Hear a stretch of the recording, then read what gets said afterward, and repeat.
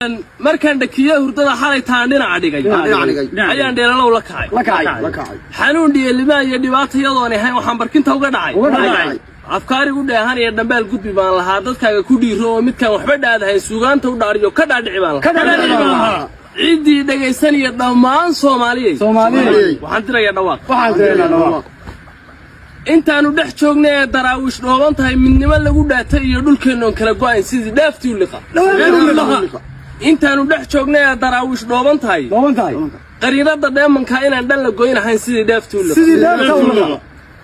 ragii dhoofka igu yimid gumaystii dhoohana raggan dhamacdiyo warmaha dharkayn ka waraabiyay dhagarta ay wadeen ka dhiidhiyeen eriyay xuduudan ayay dhigeen dhankaana ana iskale waliba dhaxal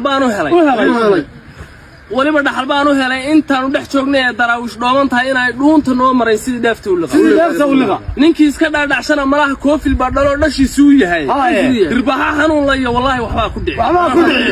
dadkeenoo kala dhinto xumaan ay kala dhex taal qarankoon cidiba dhugan calankii dhiigga aan u shubay dhul baa laga diidayo halyeegii ku dhaadan la xabsaa la dhex geynaya intaanu dhex joognay daraawish dhooban tahay inaanay midda dhacay sidii dhaaftii u liqa anaa u dhinto xornimo darraata u dhaawacmo diyaarado dhiibsan iyo gantaalla layla dhacoon dhammaan Soomaalida abaal kaga dhowrahay dharaarahan iyo birina dhantaalka iyo kala taga anaa dhabihiisa xidhi